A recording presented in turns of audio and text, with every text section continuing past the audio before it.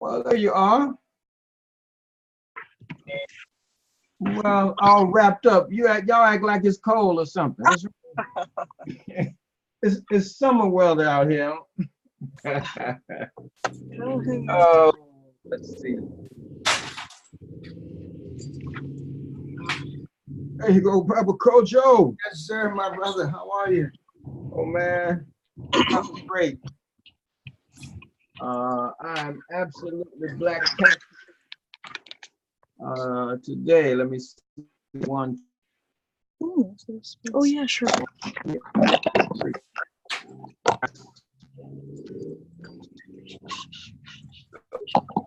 Voodoo. Hello. That should be better. All right. Indeed.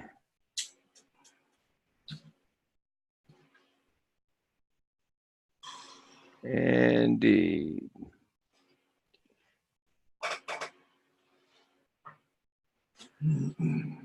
Well, we're going to wait just a minute or two, get some folks in here. Mm,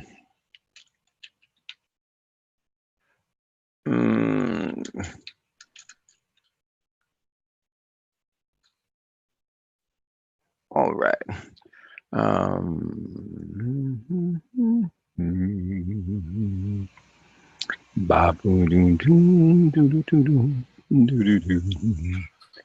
Get some.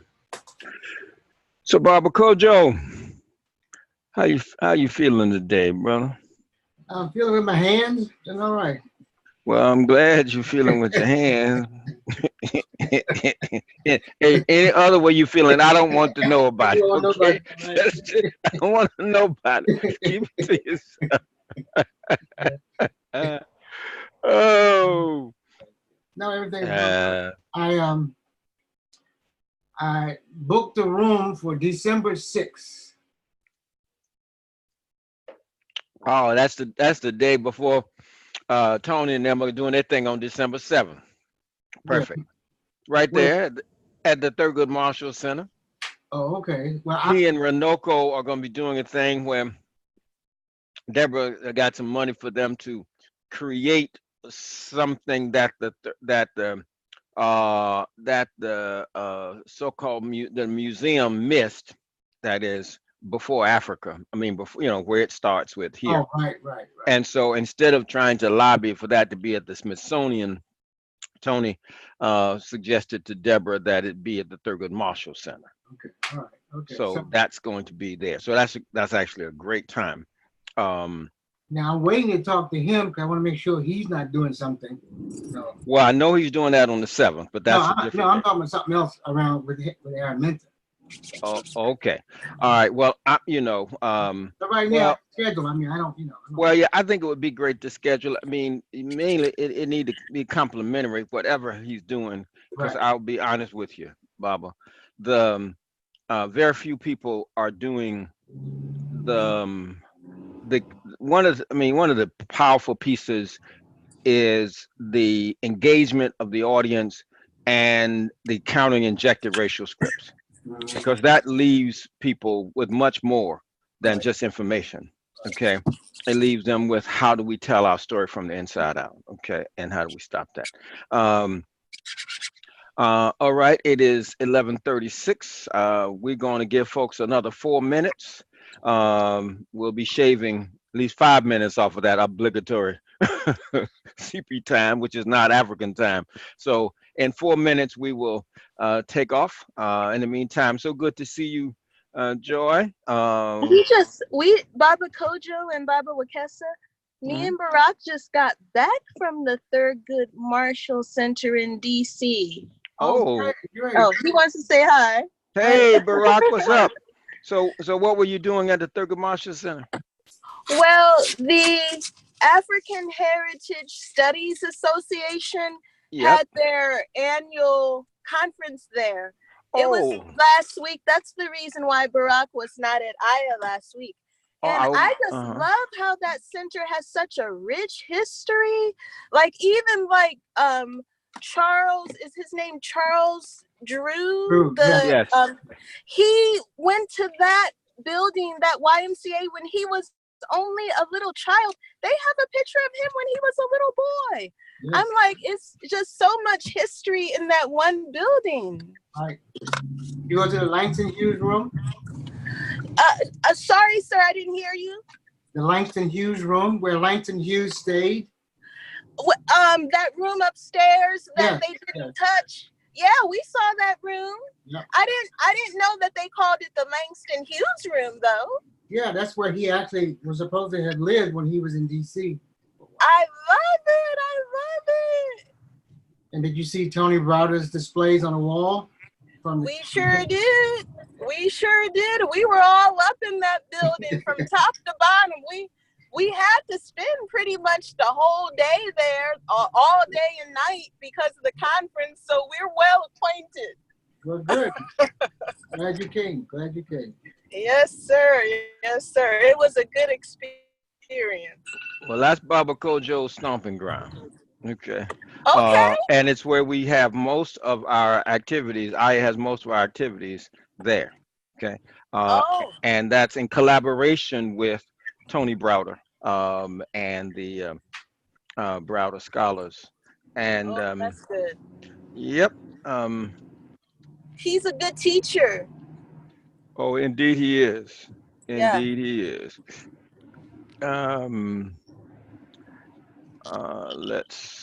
Let's do this for Mark. Right, do that. Mark Gaskins. Message.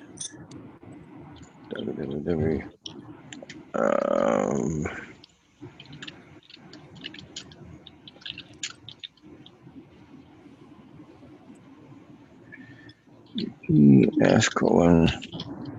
Welcome. I recognize that number.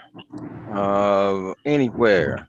That's Ayodele, the Dudiemi number. All right, coming in the house. Greetings. I'm great. How are y'all?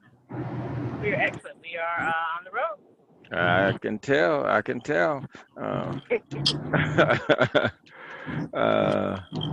All right. Let's do that. Let's see here. Just a second. I'm talking to somebody who's trying to get in the room.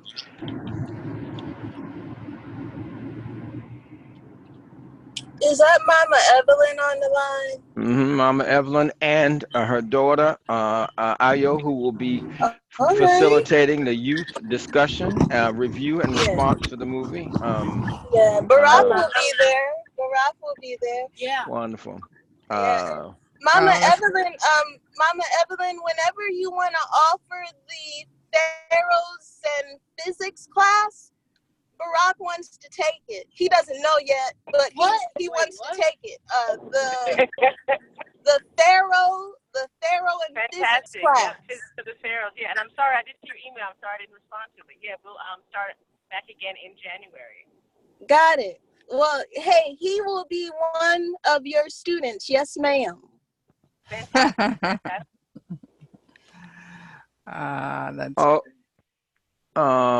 Okay, Afia, why don't you send a text to Sister Watkins and let her know the train's getting ready to leave the station. I'm about to check on her right now. All right. I'm here.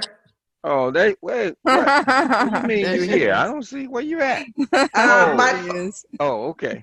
Okay, I just. That's great. That's great. Just I don't want the train to leave the station. Here I am. All right, everybody.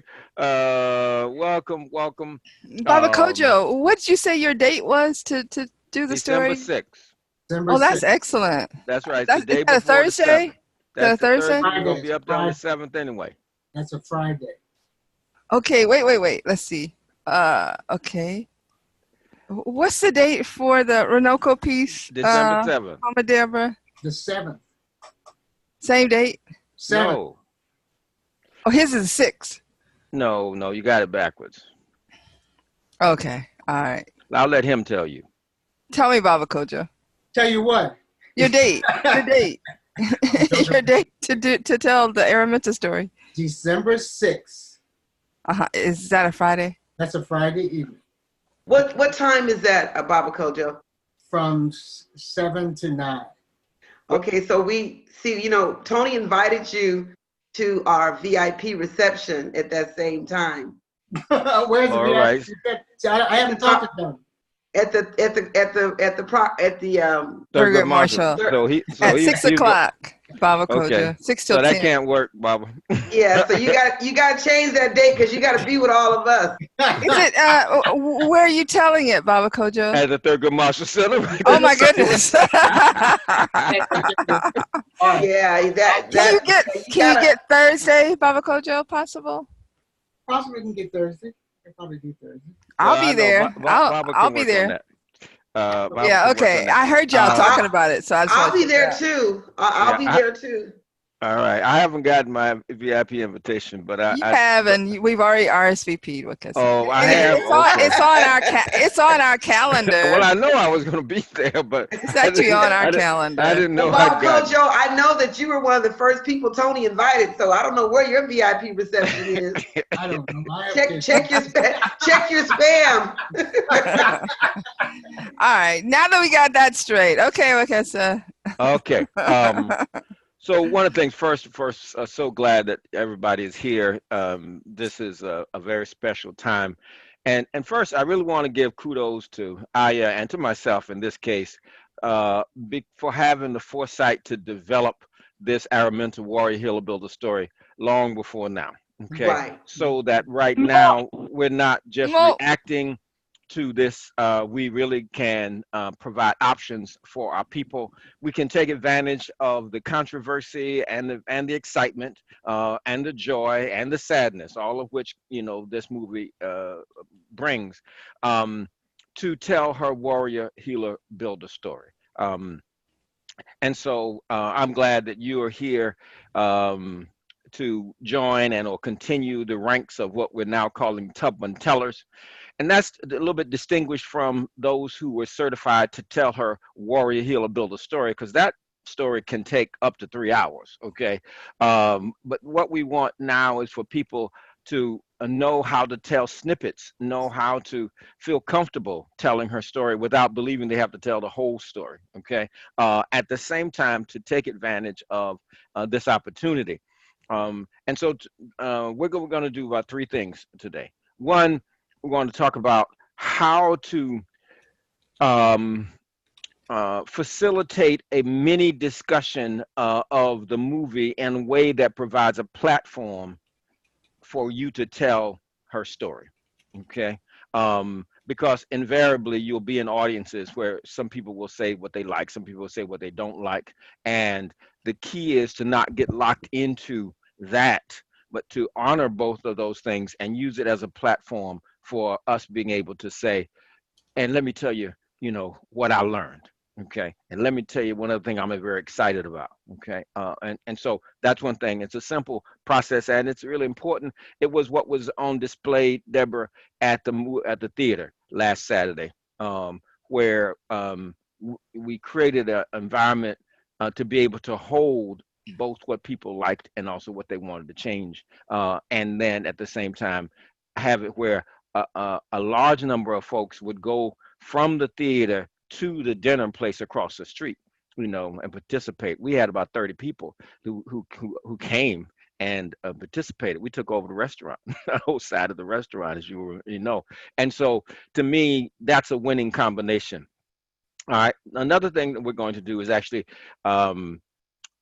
answer some of your questions that either you have about Harriet Tubman and or historically and or that the movie brought up. All right.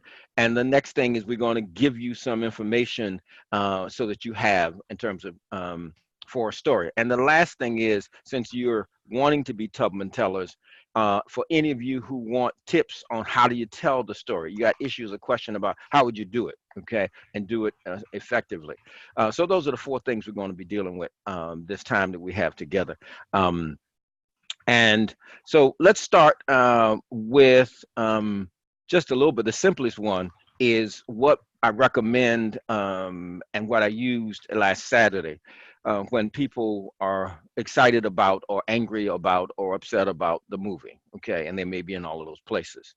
One of the things that I did after the movie showing there in Haywood was to ask people what they liked about it. And while they were doing that, I would not allow people to say what they didn't like about it. This was only just tell me what you like about it. Okay. And I said we are going to get to it if somebody wants to say what they don't like about it. So you might listen for, or somebody might be saying what they like about it. And I didn't interrupt or try to correct anyone, even if they said something they liked about it that I didn't like about it. Okay. That wasn't the time. Right. The next thing is, what is it? And this framing is important. Before I went to what we're going to, where the section of what is it that you would like to change or would like to have seen done differently, and that wording is important. I ask folks, can you hold on to the part that you liked about it, even if those others, someone next to you, says things that they didn't like about it or that they would like to change? Can you hold on to what you liked, even if somebody says some things that they didn't like or didn't, or they would want change? And I asked them to commit to that. Okay, this was important because I wanted them to get to that both and space, where even if they heard somebody said they didn't like something or they wanted something changed, that they could trust themselves to hold on to what they liked. Okay, and so that was the purpose of that, to help build that trust in themselves. Okay, my asking them, will they do that, and can they do that? All right, and to have that public agreement and other people saying yes, yes, yes. All right, is affirming and uh, encouraging trust in themselves, and in some ways making a public agreement. All right.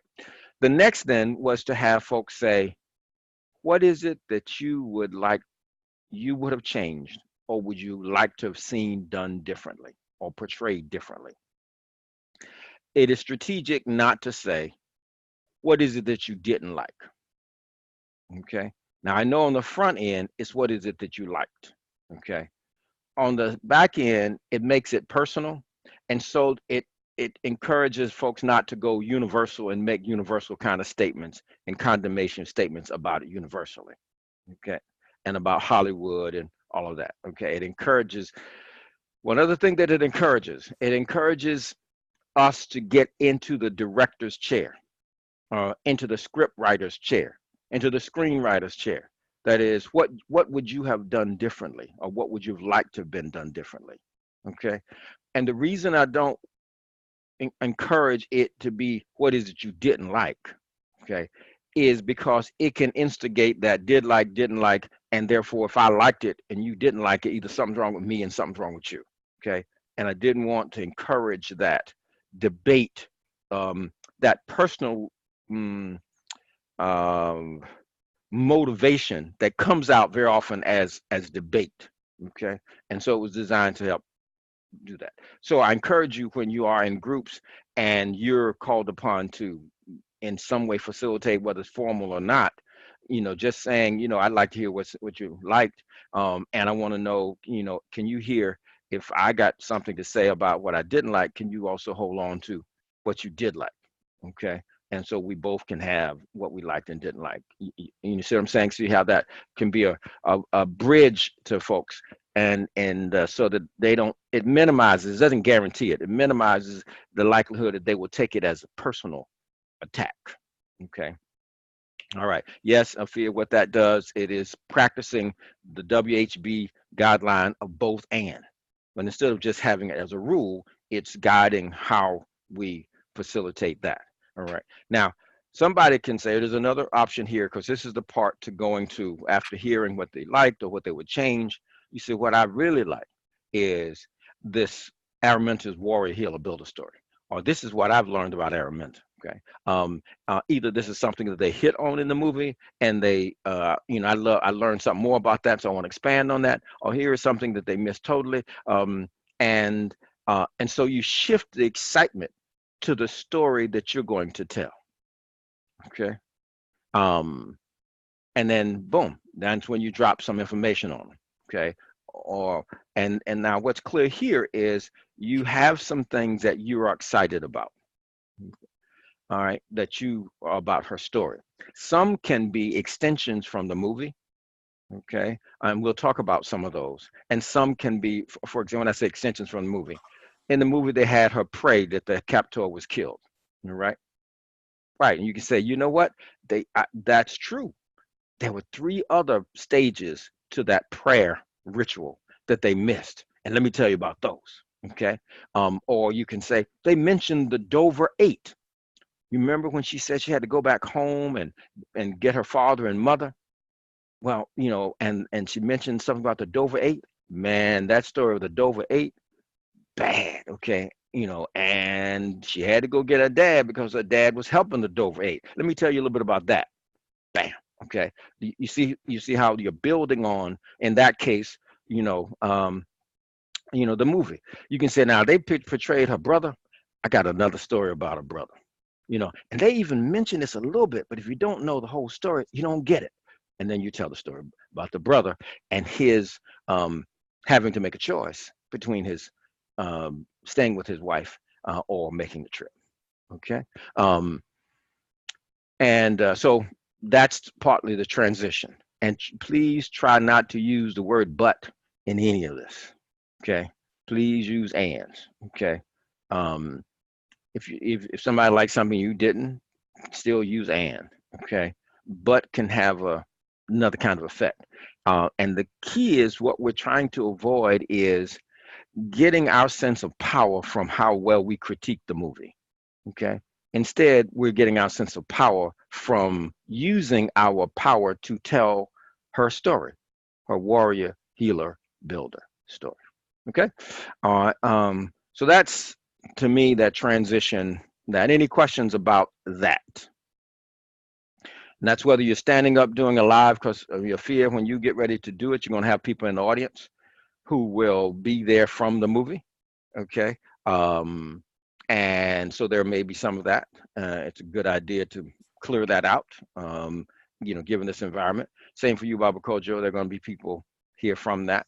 And for all of you. And of course, Ayodele, your Ayodele is here with her mother. She's on the phone. They're on their way to Tallahassee. That is going to be a part of your facilitation, since you're doing a review and response of asking people what they liked. And what they would do differently, and then you're going from that. Now, you, yes, go ahead. Well, Kessa, I just wanted to point out, I don't know if you said this to everybody before I got on the call, but Mark Gaskin of the Village Method rented out a theater, and there must have been 150 people in Wekesa's audience, and so I wanted to point out to the group here who might be facilitating, a group that large or larger or smaller, that it absolutely worked when there were roving mics in the audience and people were assigned to, get to those people quickly. Those kinds of things are important. Those logistical things are important to keep the momentum moving. And Wekesa was very adamant about, so somebody over here, somebody in the blue shirt, and I was in the audience and I felt the energy. There was so much excitement in that place, both for what did you like about the movie, what did you dislike about the movie, and so I just want to give some real-time feedback about, what you might experience when you do your facilitation, small or large. I mean, 150 people in a theater. Yes, it was fantastic. It was fantastic. It was amazing. And the other thing that I wanted to add that I think fed the synergy in the room was during the movie, right? These are all predominantly Black, 99% of us were Black people, right? Because again, we bought special tickets. We spent $25 on that screening, $25 a person. And I know other friends who have gotten somebody to donate the theater. There's one coming up with Wekesa. Sharonda Bryant is doing it in Redwood City. Got somebody to donate the theater so she could bring 100 of her BSU students. Okay, she got the buses, got them there. See, that's the kind of movement, that we need across the country. And I personally posted on Ben's Facebook page, on my own Facebook page, and some other people's page, Facebook pages about, you know, how Wekesa he created this class well before he probably didn't even know the movie was in production, you know, and you know, and the timing. Yeah, we've been teaching following Araminta for over 10 years, and in 2000.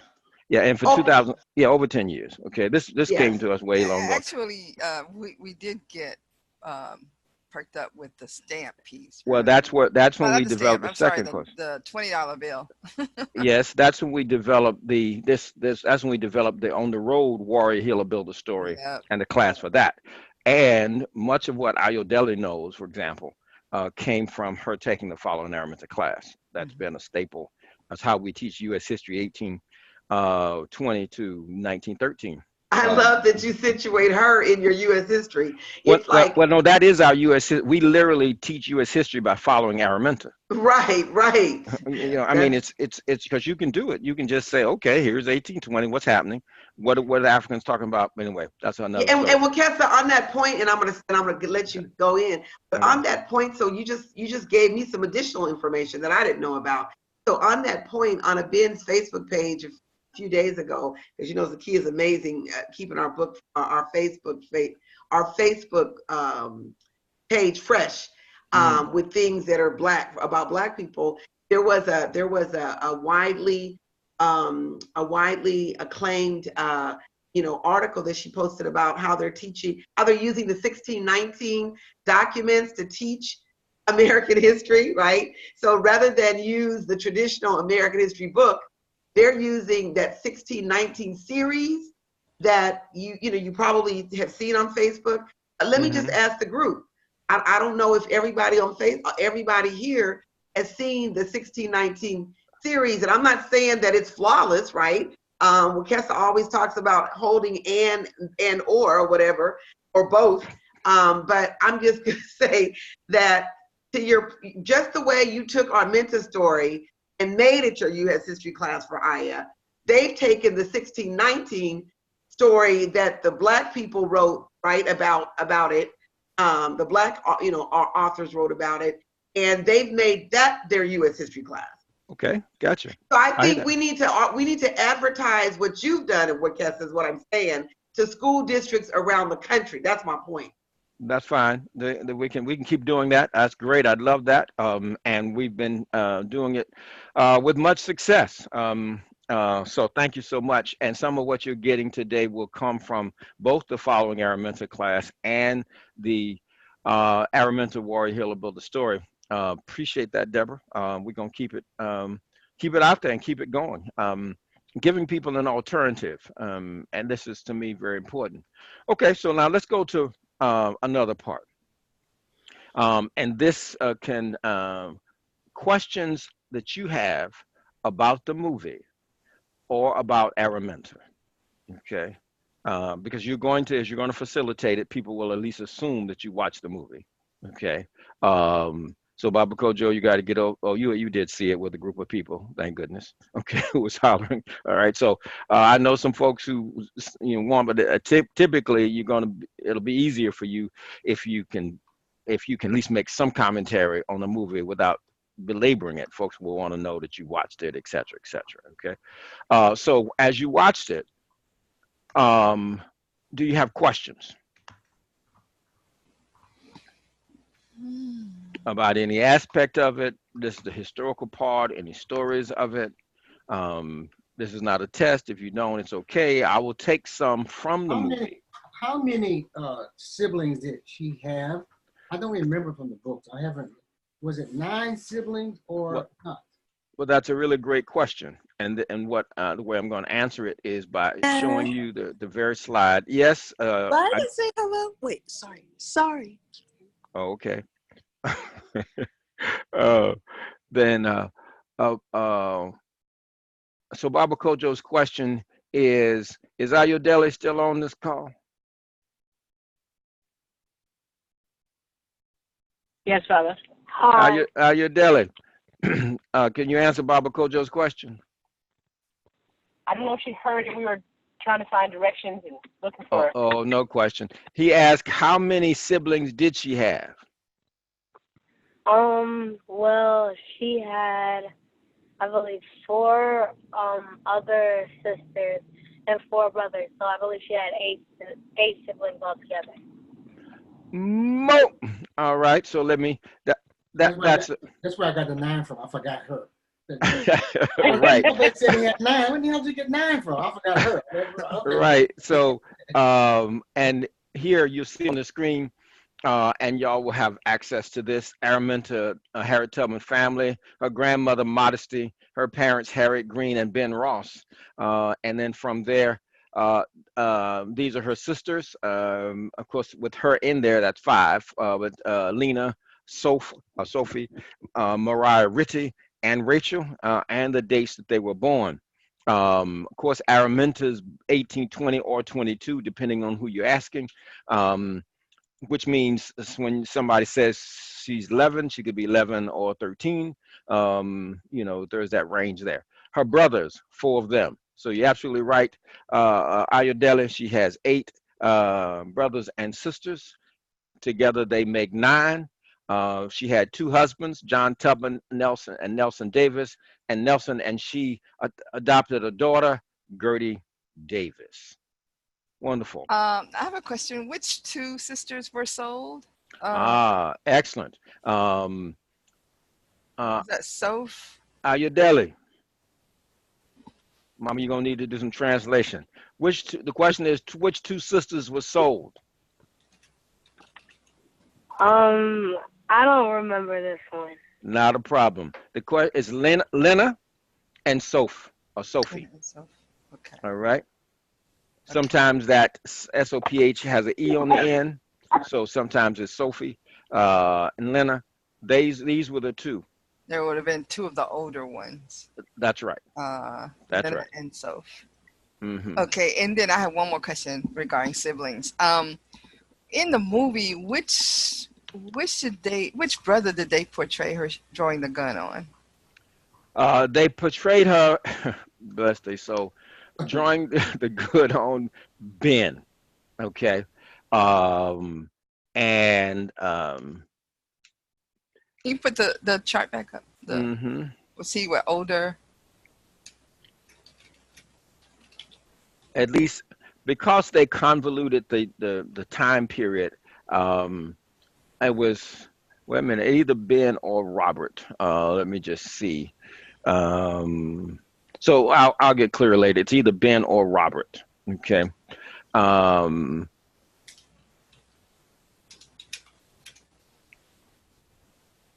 And the reason that I need to see it one more time. time. Okay, you need to see. I'm sorry, I didn't mean to No, take no, not the not your presentation. The movie. Okay. I'm gonna see it one more time. Well, the only way you can tell, since they don't do, or really they shift timelines things, is they're referring to the brother whose wife was in labor at the time. Okay. He is the one that they show her drawing the gun on. Yes, because he's the one that shows up late. Okay.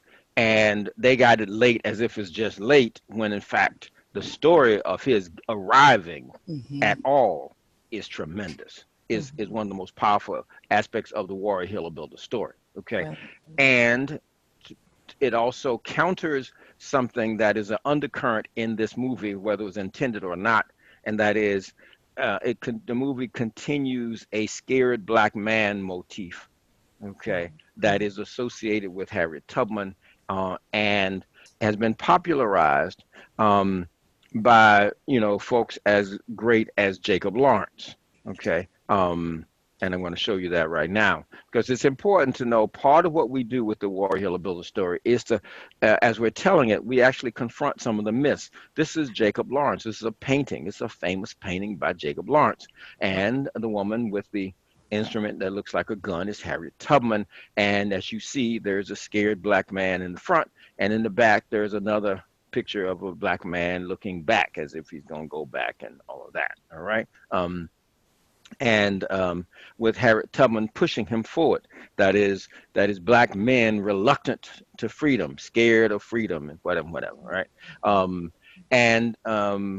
So this is something that when you tell the story about her brother the way we tell it, right? The brother who arrived late there, but just in time, then you don't get a sense of him being scared at all. Okay, you don't get a sense of it continuing this kind of narrative, and I'll make sure that we tell some of that as we go into that section. All right. Yeah, if I were the screenwriter, I would have just showed that second scene of her getting in the water, wading across herself, and leading them by leading herself. Right, and that did happen. She did, and that's what we use that to show how she led. Okay. Yep. All right. All right. All I'm right. saying I would have skipped the drawing the gun on the brother. I know, babe. I know you would have. And I'm glad you would have. And she, she said as she drew the gun on him, I think she said, "Be free or die," to him. Well, yes, and also just all convoluted because when she did, he went on and walked away. Okay. And when she drew the gun or said she was going to draw the gun on her sister Rachel, Rachel said, "And I'll holler out loud." Right. Which defies the whole notion that you Right. really could have somebody threaten someone any kind of extensive way. All right. When you have to without be killing secret. them. Yeah. And without it being be in secret. You see what I'm saying? Right. So Right. all right, but anyway, let's get on I have back a to question about that. So Sure. related to what you and Afia are talking about, did Harriet Tubman ever, historically, so what I keep getting from people that have gone to see the movie now, taken hundreds of students, Mm-hmm. I wondered how much of that was historical and how much of that was, Hollywood. It was mostly Hollywood. Right, That and is, I told them that that's what you said. well, You need to sign up for one of Wekesa's classes. But what I was going to say, my question for you is: did she ever say, "I could have freed more slaves if they'd known they were slaves," or something? well, I could have freed more here, people if they'd known they were slaves. here is an exact quote that goes around. All right. Let's go here. All right, you're looking on the screen, and these are how we go through our presentation, but I'm answering the question. So, all right. So this is I freed 1,000 slaves. I could have freed 1,000 more if they only knew they were slaves. I have never found in any of the documentation that this quote any validity to this being her actual words. Mm. So I have not. All right. Now that's all I can say. Since I wasn't with her, I can't say she never said it. I can say it is. I have not found that, nor is it likely that she would have. Okay. It's more likely that we would have, given injected oppression and our penchant for beating up on each other, okay, and being heavily critical of each other. All right. It's more likely that we would do that than she would. Okay. It is much more likely that she would know that everybody knew they were in captivity. Her mother and father didn't come out until at the very end, when in fact they were literally out of captivity. Her father had been freed, manumitted by then, and had bought his wife's freedom. So they were living in Dorchester County, but they were not living in legal bondage in Dorchester County anymore. All right. She was very clear, and people were clear that they were, in fact, in bondage. She would also be a bit kinder because she understood the various circumstances, okay, of Africans staying. One of the things that many Africans did, even Africans who ran away and escaped, who stayed close so they could be close to family. So this whole notion that the only reason people didn't come was because either they were scared out of their wits or they were crazy and didn't know they were in captivity is more of our narrative that we use to beat up on each other as opposed to hers and the reality. She would have, while she's determined, people who chose to go with her were ready to go with her. Okay. Others chose to stay for various reasons. There's one other thing that's also in this quote that would let you kind of get to it. Araminta freed a lot of folks, but 1,000? She would say 1,000? No, she wasn't about that. So I don't believe that she said it, and so I never say this, and I encourage us not to. I also never got the impression that she was just like running around looking for people. Looks like people were ready. Looks like she wasn't having trouble like finding people to help. You know what I'm saying? Not at all. Not at all. I mean, it was that really came out in the movie. That came out in the movie. You saw those scenes where people would just drop their hose and yeah. leave. Yeah. You know? Yeah, actually, and actually, most of that until the last one at the Battle of Combahee River, that wasn't true. People just generally just dropped their hose. Most people were ready and prepared, but that's a whole nother story. No, and this is a piece that's important because what we try to do with the Warrior Hill Builder story is to correct distortions of injected oppression that would hurt us to this day. Okay, and one of them is that we weren't prepared. One of them was we didn't carry weapons. So think about over your whole life of different stories, not just this movie, of Africans running for captivity, running for freedom. How many of them do show when a person runs, they have any weapons in their hand? Okay, so this is the one that really got my attention for myself and my own injected oppression. That all these years that I've seen these pictures, that didn't look strange to me. You know, you see the pictures of Africans running away, and their hands are free. I mean, there's nothing in their hands. I mean, I don't know when you point that out.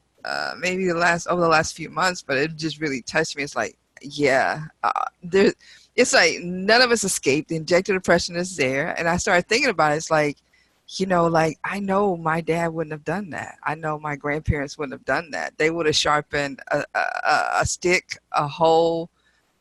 There would have been a broom handle. There would have been some kind of sharp object, some kind of razor, something to cut, something to hit with, something to shoot with if possible. And that's partly why in the movie, when I saw Araminta throw the gun on the ground, it's like all the black people at that time who could have used a good shotgun. Like, are you serious? That's ludicrous. And I missed it. I missed it all these years.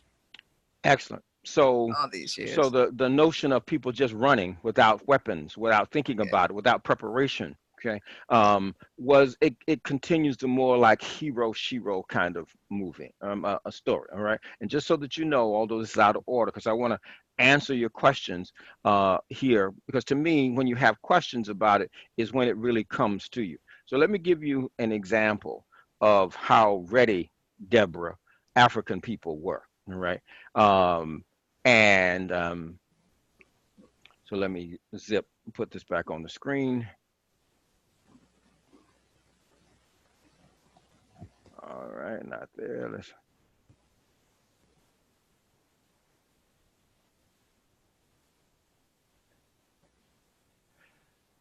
And because I think you're going to show some documentation from William Steele. Mm-hmm. I just want to say I didn't really like how he was portrayed. I got it. I hear that. Okay, I appreciate that. And part of what I'm actually wanting to do is generally go to questions of how would you portray it differently. Okay, and so when you think about what you didn't like, would you please think about it and what you would have done differently? Okay. Otherwise, you can get into I don't like. Yeah, I would have liked for there to be more of an appreciation for him in all of his documentation.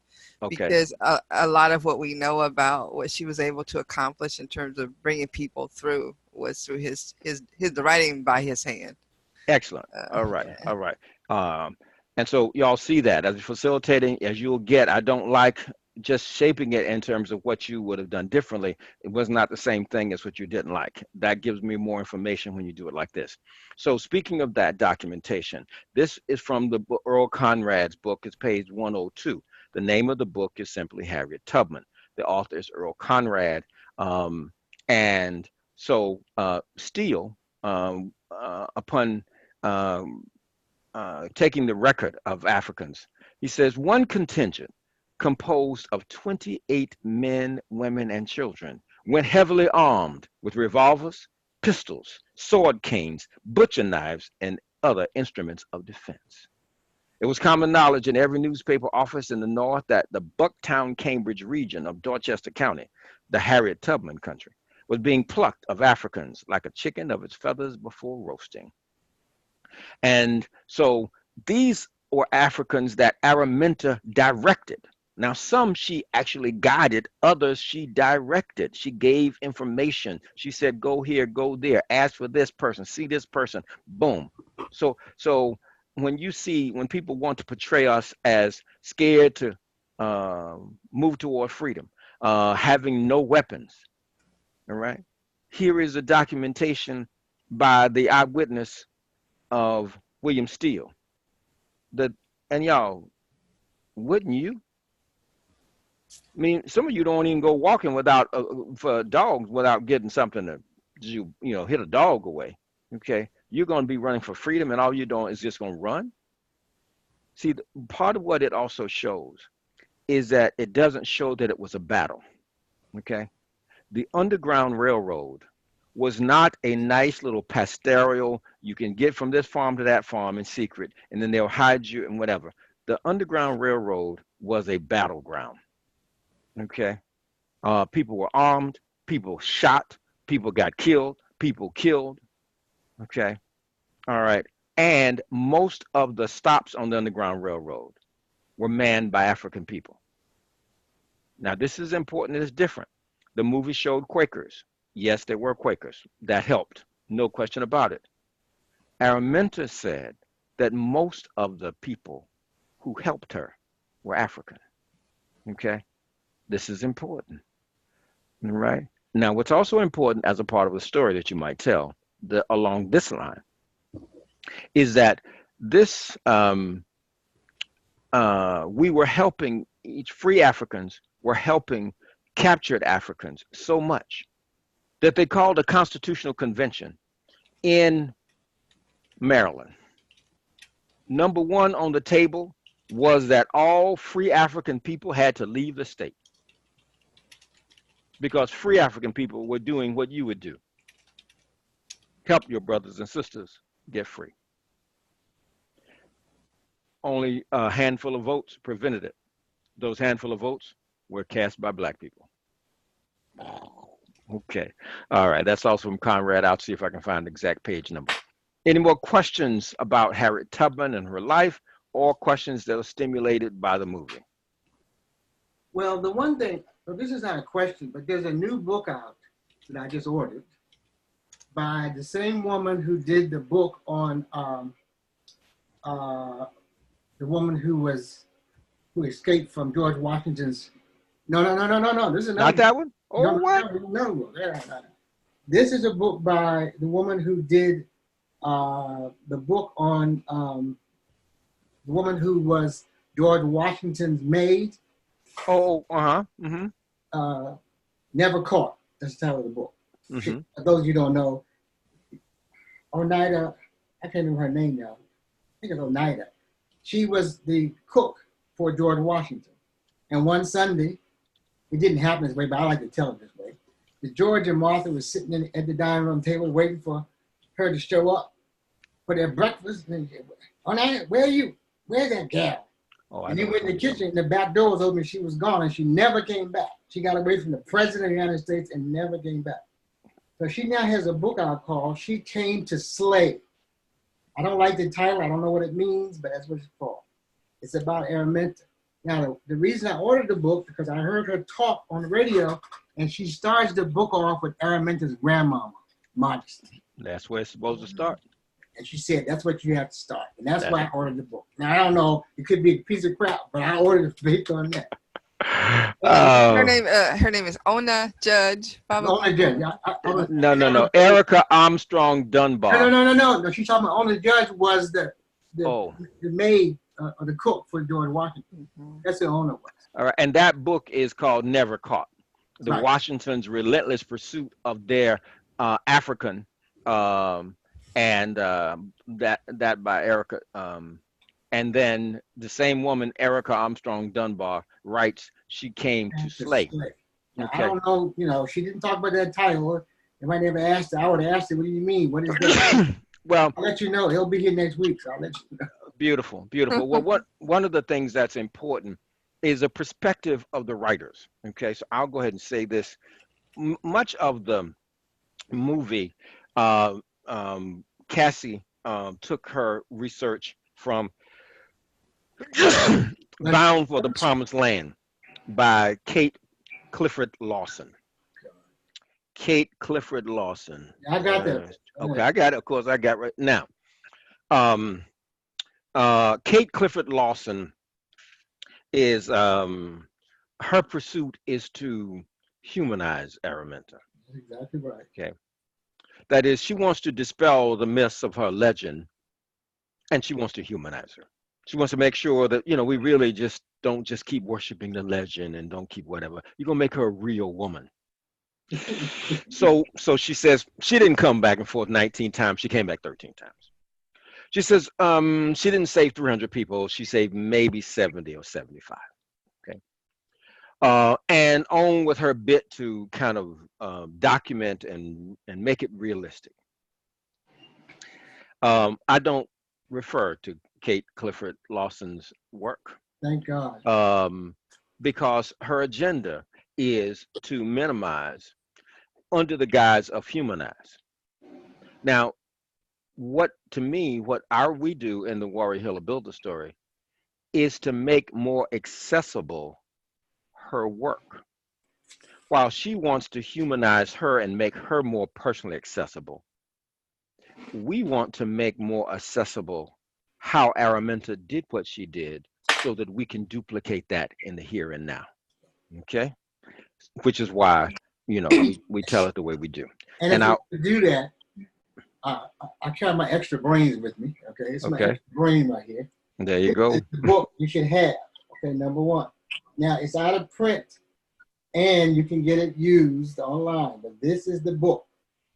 Now, if this one is too deep for you, then this is the next best book on Harry.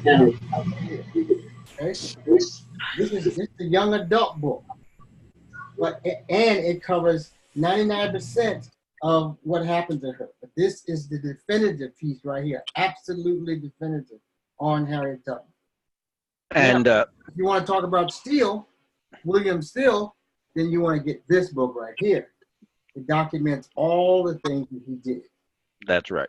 Okay? Absolutely. Now, and if you're romantic, Wekesa already held it up. If you're romantic and you want to do something else, this one is a novel, but it's a historical novel that really respects who Harriet Tubman was, in my opinion. I haven't finished it yet, but this is the other one. So Baba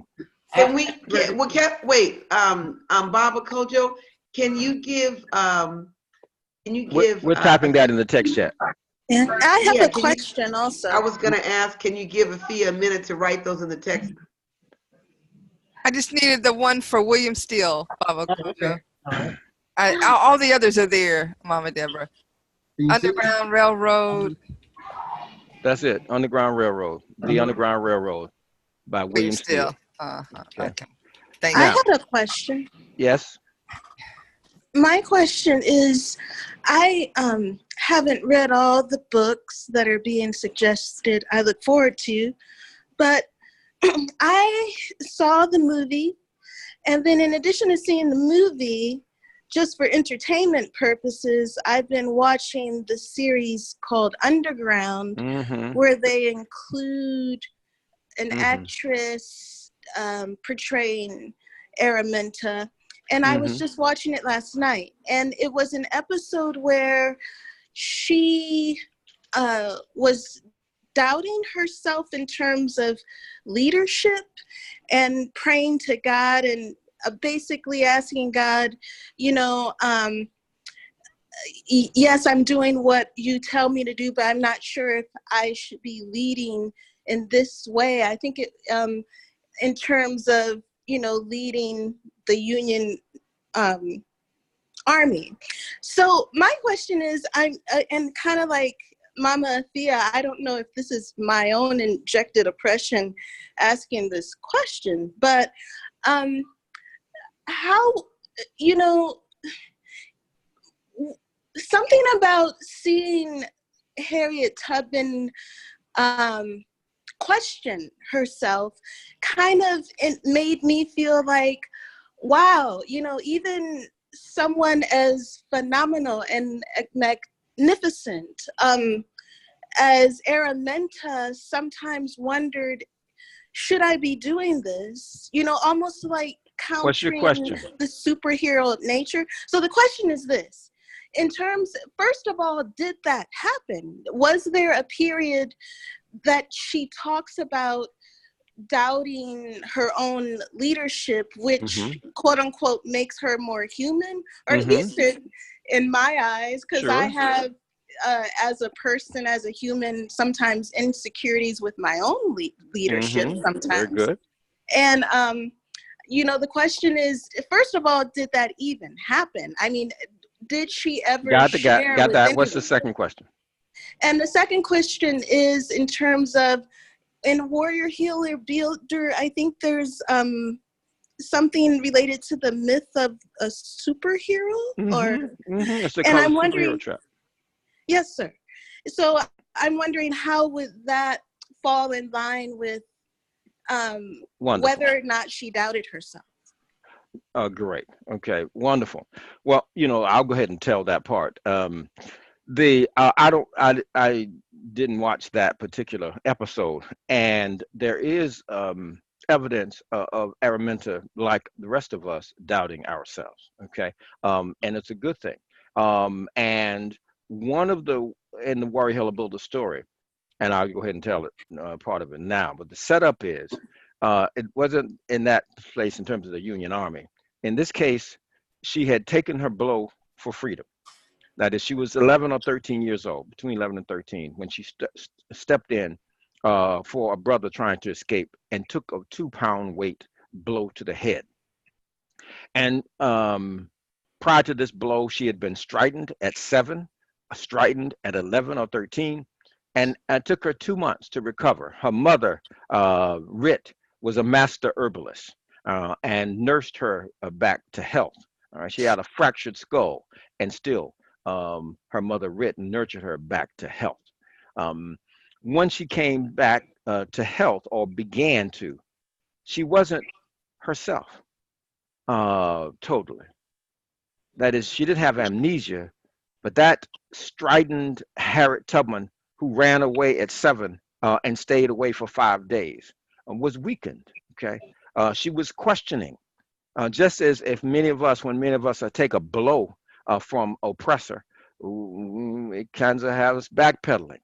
Well, in this case, she started backpedaling and she was questioning. So the first thing she went to is she got on her knees to pray, and she reasoned that if God was allowing this to happen to us, then there was something wrong with us. And so she first prayed that God would wash us and clean us and heal us of whatever we've done, any sins or anything, so that we wouldn't deserve this. Okay. Now, you will recognize that this is not something that just she does. Many Africans still to this day pray that we be cleansed, assuming that something we did wrong had to do with the mistreatment. Also, from a psychological level, you'll know that sometimes when mother and father are arguing or fighting, or there's a breakup, the children will often question whether or not they were a part of it. Okay, so she was working her way through that, and so she went on the knees and prayed. And then between that prayer and the next prayer, she engaged with her family, and she reasoned herself and came upon the conclusion that no, there's nothing wrong with us. So she got back on her knees and said, Lord, I thought there was something wrong with us, but I've come to realize that there's nothing wrong with us, nothing wrong with my mother, my father, and what we've done. This old captor, this Brodus, he has a hard heart. That was the problem. That was the problem, Lord. So what I want you to do, I want you to touch him, and I want you to heal his hard heart. And so that's what she'd prayed for at that time. And then she continued about her business, and her family talked to her, and she reasoned and said, no, there is actually, that's not the right prayer either.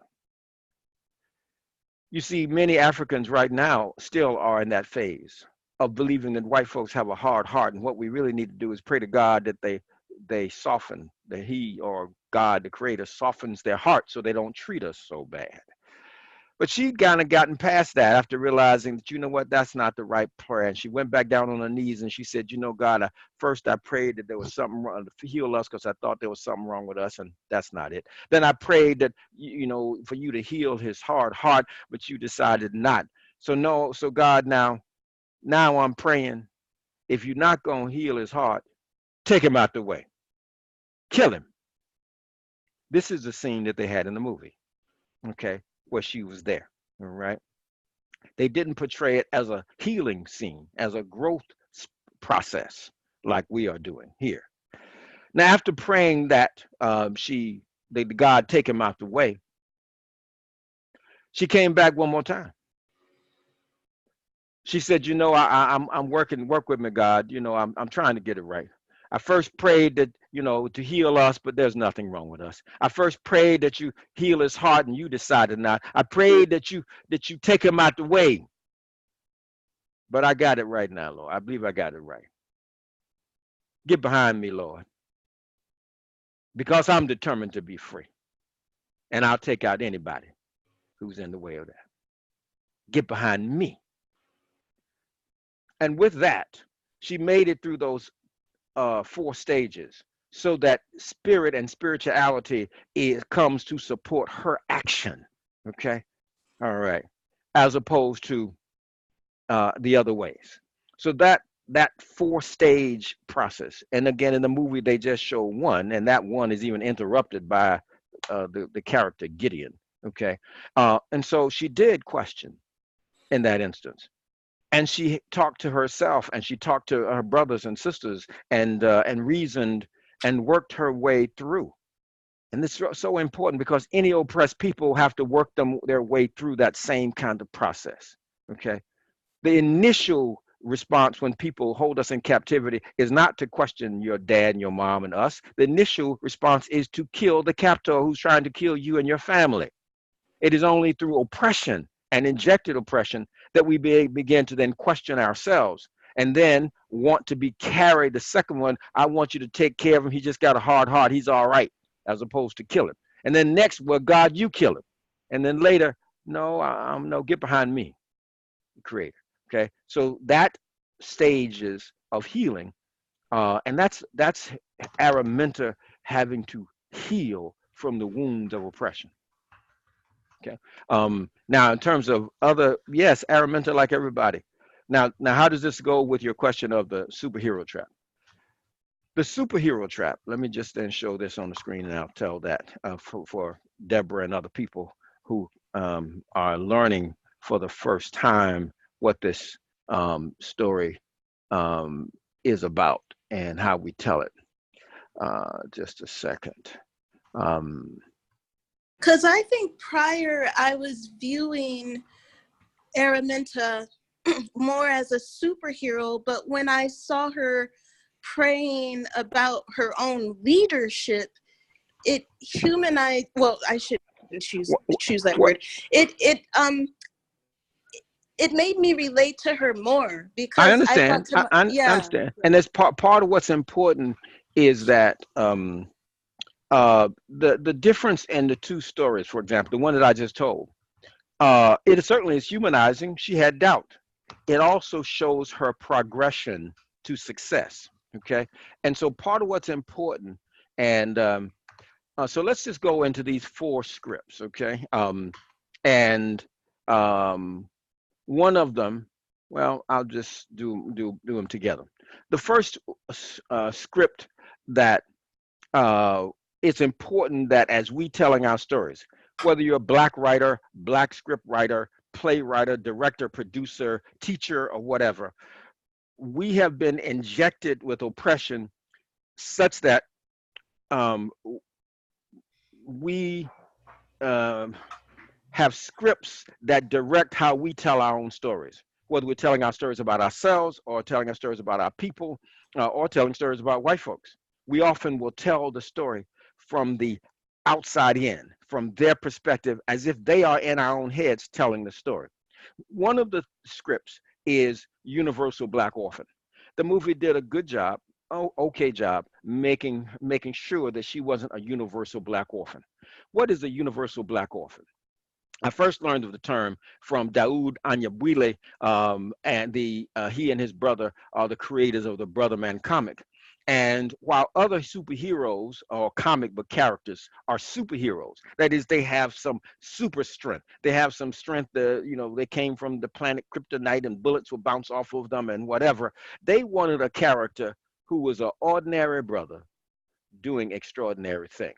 Okay, um, and and so uh, because the universal black orphan that they had seen in many other comics, all right, or many other times when people are writing about black people, is you have a character that's black that you're proud of, but the character has no family, no community, no culture, hence no mission and direction.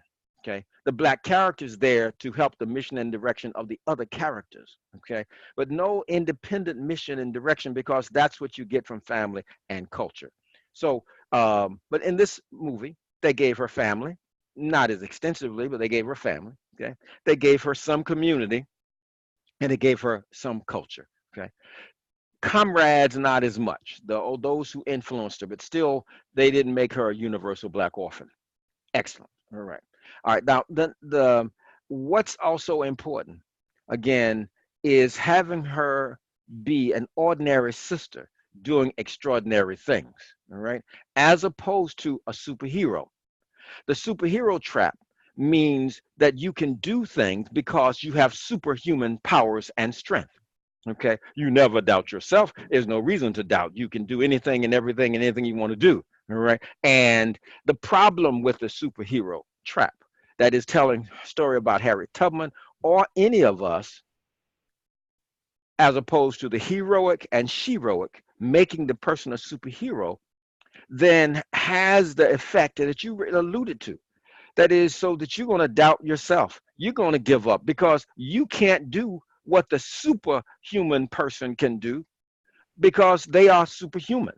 If Luke Cage and all of his power and blackness comes upon a police brutality scene and interrupts it, throws one police over the car, another police officer pulls out the gun and shoots him, and he said, "Oh man, I got to go get me another shirt," because the bullets bounced off on him, but they pierced the shirt. So he has to go get him another shirt. He's inconvenienced. And when I tell people that, many times people remember that. They remember Luke Cage, and they can imagine that happening. I said, well, if you saw that happening, whether on television or however you saw it, would that inspire you to go and break up a police brutality action? And they say, no. I asked why. And they said, because bullets don't bounce off of me. Okay. So the problem with the superhero, the trap, is two things.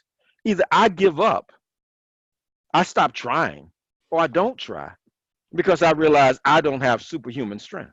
Okay. Or I satisfy myself with a fantasized victory. Right? That is, Araminta's victory was enough. Okay.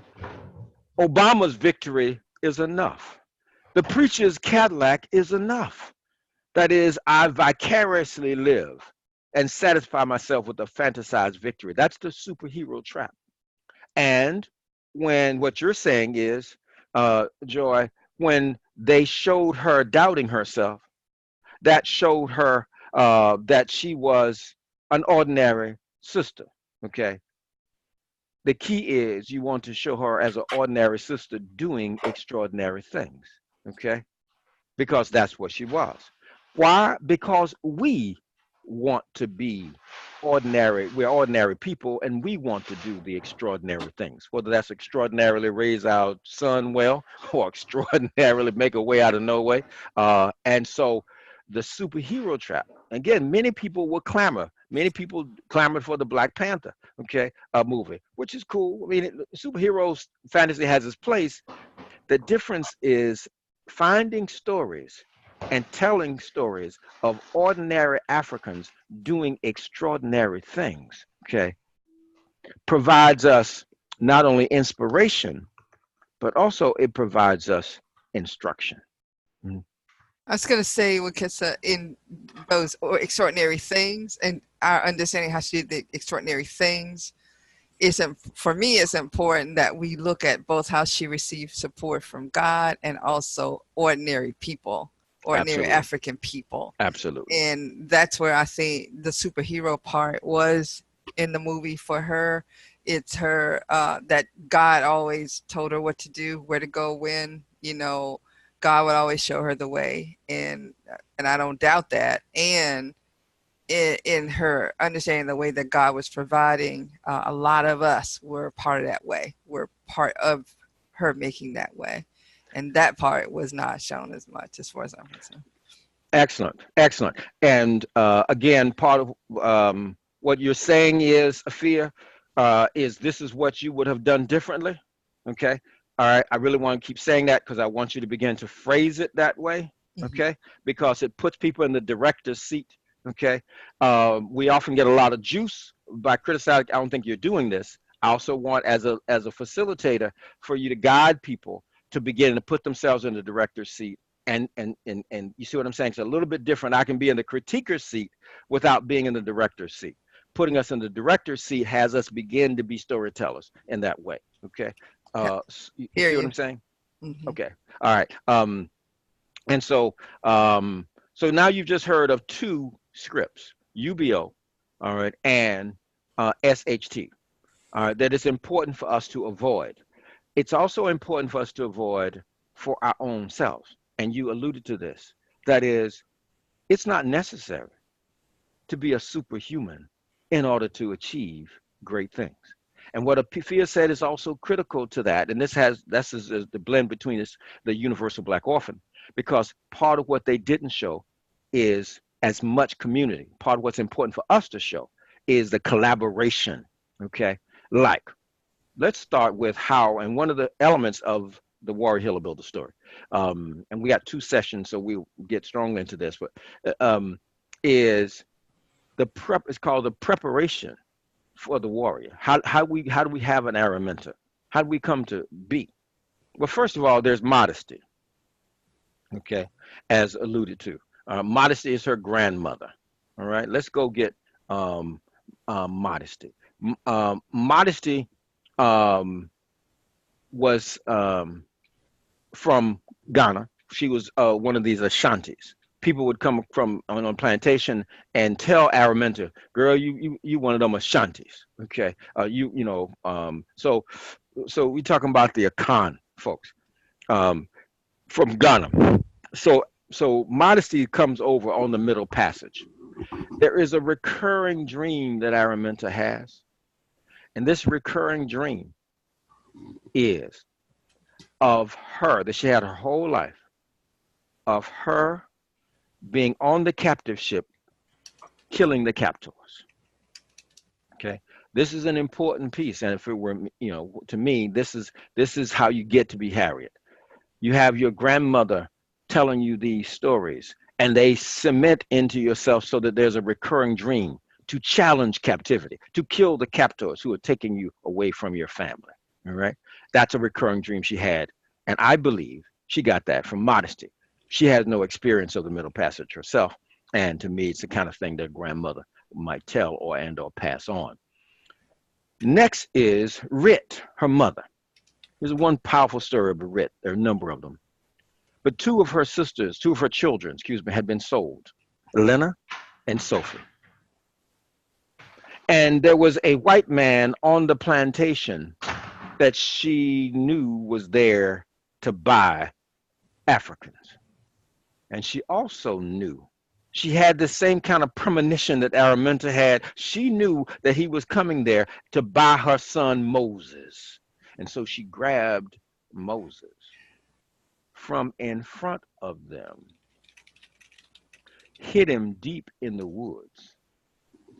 When they came to her cabin, she stepped out of her cabin and said, when they asked for him, "Ain't no happenings. And if either one of you dot my door, I'm going to crack your head wide open." Now, if you know Rit, Joy, then you know Harriet. Okay? If you know modesty, you know Rit. and Harriet. That's the kind of what helped make her be what she was. All right. Plus, one of the things that went on, and Africans know that when you're in your womb, you're influenced by what you hear. And what's really important is to talk about what's going on the plantation. What are Africans talking about? The such that what they're saying would influence Harriet Tubman, right? So this is 1820, okay? What kinds of things would Africans be talking about from 1820? She was born. She left in 1849. The left that we talk about. We'll go to one earlier leaving. But tell me what kind of things on the plantation would be talked about, would African people be talking about? Interview. Imani, welcome. Baba Kojo. It's 1820. What kind of things would African people on the plantation be talking about between 1820 and 1849 that would help shape this person that we know as Araminta? Talking about 1821 with Gabriel Prosser. A Gabriel Prosser, 1821. They'd be talking about Gabriel Prosser. Excellent. Anybody else? What kind of things that they'd be talking about?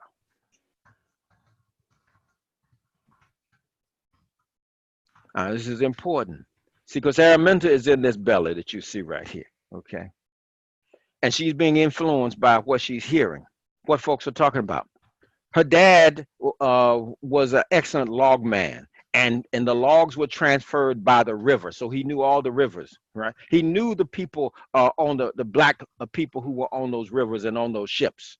That's how Araminta got word back and forth. But he taught her the ways of the waterways, and he also brought the information and the messages that came from others. There's actually something called a saltwater underground, and that is the transferring of Africans to freedom through being held up in those ships by those black men. But they also brought information. Okay, so let's we already heard 21.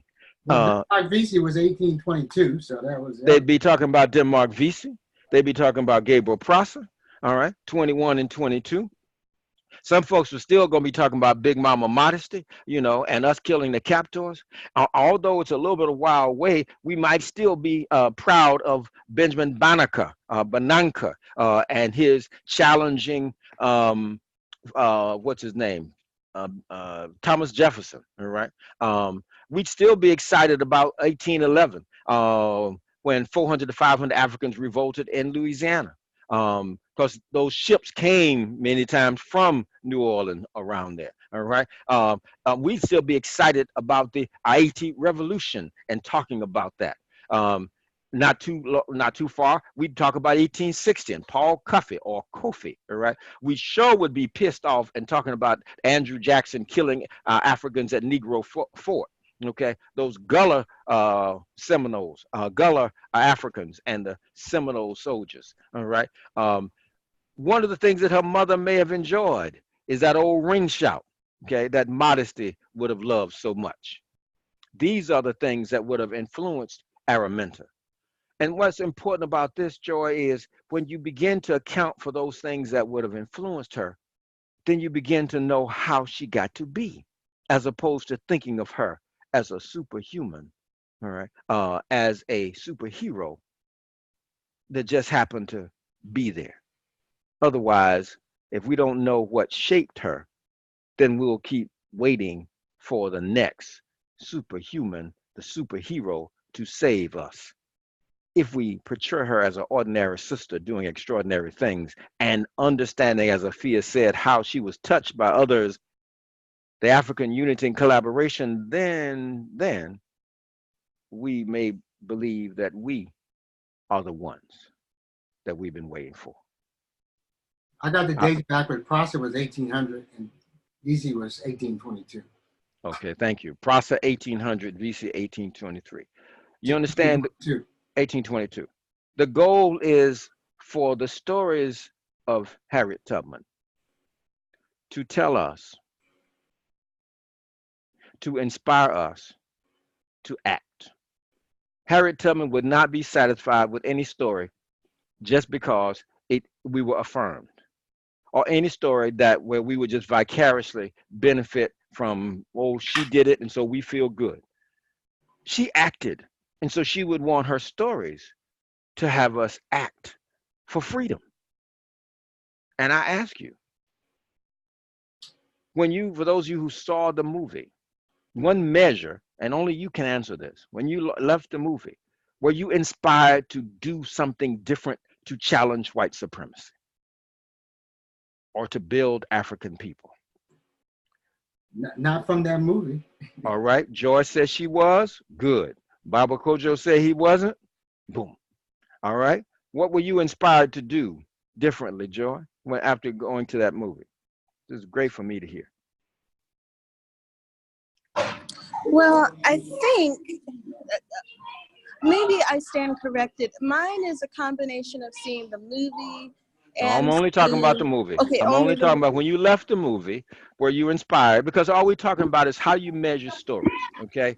How do you measure what a story? Araminta would want her story about her life to move us to act, to do something different, and to act against oppression, to free ourselves of whatever bondage, because that's what she was about. And she was an excellent storyteller. So she wouldn't be happy that if we just had a story about her and it didn't get us to act against oppression. I think the ending of her standing with her brothers, basically leading that army, and then like the captive Africans running toward freedom, and then her and the brothers on the ferry, basically to rescue them. And I found the ending very inspiring, and I admired the courage and the strength in those demonstrated in those scenes. Excellent. So that means in you, that would encourage you to be stronger to do what? Stronger to use my gifts to educate Black children and to feel more confident in that, and more courageous in that, and just to move forward, because I'm in a time in my life where I feel somewhat stagnant. People on the outside don't view me as stagnant, but on the inside it feels stagnant. So seeing her in that position made me feel like, okay, it kind of encouraged me to be more courageous and to move myself outside of the box. Wonderful. Myself outside of the box that I'm in. Excellent. And thank you so much. And this is why it's important to ask people what they got out of it, because often what they got out of it is a personal, it speaks to something personal in them. Okay.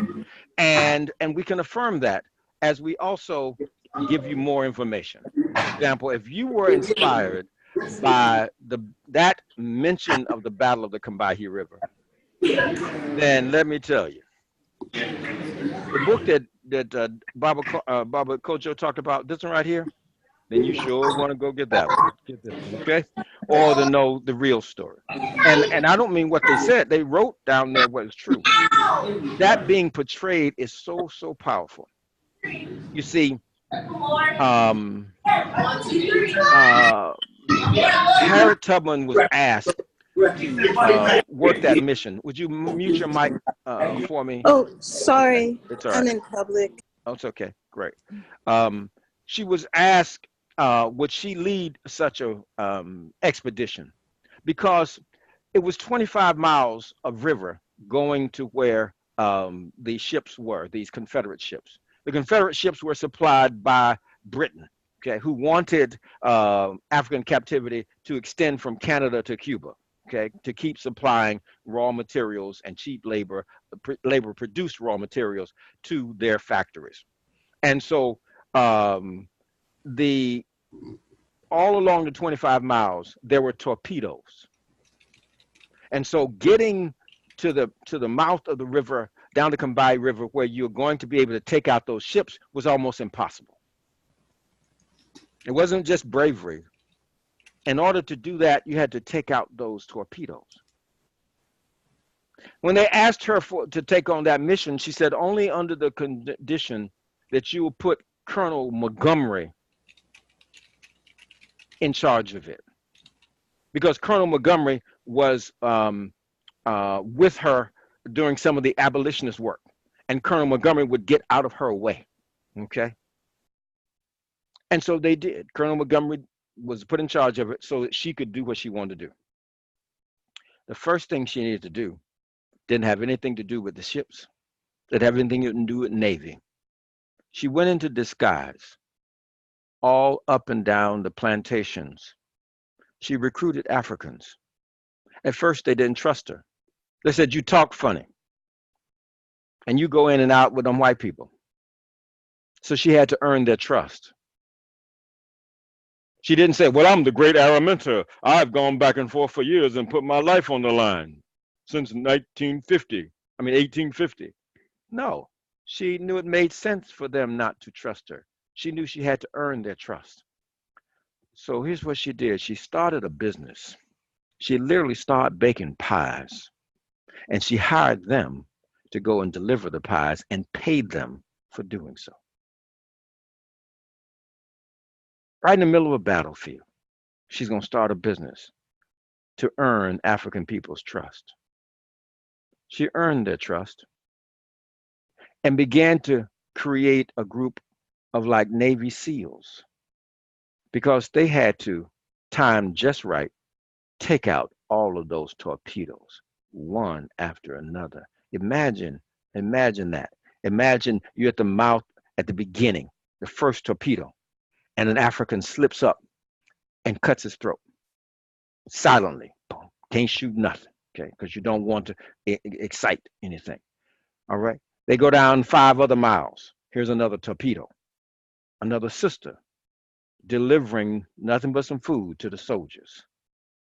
Takes them out. Coming down the river, another taken out. That is, these white manned torpedoes, these white Confederate soldiers are being taken out by Africans who had been organized by Harriet Tubman, who had unified with Harriet Tubman. She wasn't there, okay? They had their own sense of a mission, and they were a part of this mission. They took out 40, they killed 48 and took 47 white soldiers. The soldiers, African soldiers, were not just on the boats. The African soldiers raided the plantations, okay, and had people go free. Right? One of the, so it was a very powerful, the Battle of the Combahee River, okay? And almost, according to Araminta, there were 759 Africans who were freed. 759. So you tell that to the Kate Clifford Lawson, who says it was only 70. Okay. The of those, she says, almost all of the men became soldiers to fight for the African freedom. All right. And that's if what you saw inspires you, then knowing what she had to do as a spy. Do you just imagine what she has to do and imagine the confidence, imagine the collaboration of Africans for 25 miles taking out torpedoes, no, the coordination, okay? They didn't have walkie-talkies. They have digital watches. But as that ship is coming down, each one of those torpedoes had to be taken out, clandestine, boom, boom, boom, boom. And Wekesa, she had to find the men, the sailors, the white men, and the black men who knew the coast. She had to find those men who knew where the torpedoes were. Thank you very much. It meant that she had to go into plantations under disguise to get the men to trust her, to tell her where the torpedoes were before she could disarm them. Now, see, I would have loved to have seen that, okay? Show me that. Don't show me barking orders at a group of men. Okay, show me you earning that trust and these folks doing that. That's what I want you to see. Okay, now one other thing that's really important, and this goes to another script, and this script is called MSO, and it's so important that we avoid this. And this is morality in service of oppression. Okay, and this is how oppression teaches us. If you remember, there was a scene in the movie when the Reverend Green, was standing on the porch saying, "Y'all obey your captors," and all of that. Right? All right. So oppressors are known to teach us morality in ways that serve them. Okay. This is what you ought to do, and you go to heaven. This is what you do, and it's right. Okay. Well, that also continues in more subtle forms, and it's also injected in us, so that the things that we do that are more strident and against the oppressor are considered immoral. The things that we do that are more supportive of the oppression is called moral. So if they go low, you go, I mean, if they go low, you go what? You go high. You understand? That's the moral thing to do, right? That's what Michelle said. If they go low, you go high. All right? Don't bring yourself down to their level. Don't resort to violence. Stay high. Well, Kelsey, can you hear me? I had to switch to my cell phone. I hear you. Mm-hmm. Yes, thank you. I'm traveling. Yeah, thank you. I wanted to make a comment on that. Sure. You know, yeah. As some people know, I've been in the Seventh-day Adventist church for 42 years. But anyway, I've been questioning. When I joined the church, I questioned, right? And so I questioned throughout my quote-unquote membership. And I questioned even more, in my 6 years of associating with Tony Browder, because he's shown me a window on Christianity that I was aware of, but not to the extent that it's really got sunk into my psyche. And so one of the things that I mentioned on the Seventh-day Adventist, Facebook page just last night was, the fact that the same, I call them sad Adventists, the same sad Adventists that oppose women ordination are the same. They remind me of those slave hosts, those people who held us captive, right? I'm not using that term. The people who held us captive, who used the Bible to justify slavery. I said that on a page that has, several thousand, Adventists, but these are liberal Adventists, right, quote unquote. And these white men right now are continuing to oppress women by saying that even though the church was founded by a woman, Ellen G. White, that women aren't fit to be ordained to the ministry. And so there's a big schism in the Adventist church behind that, and I've been very vocal, indicating that, these same so-called Christians, who want to oppress women in the Adventist church are the ones that they remind me of those Adventists who use the Bible to justify slavery. So,